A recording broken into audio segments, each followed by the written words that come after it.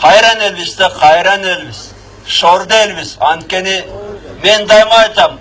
Бирөө сурайт да Кыргыздын душманы ким деп. Кыргыздын душманы Кыргыз.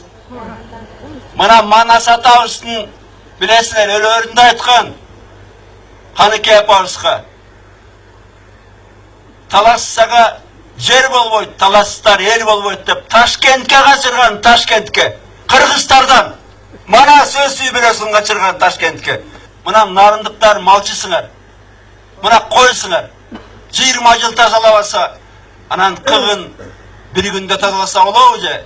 Билесиңер, таш болуп калат тазаланбай. Мына айтпай жүргөм, чындыкты айтайын мына. Кечирип койгула катыраак десе, мен билесиңер, акты ак деп, караны кара деп айтам.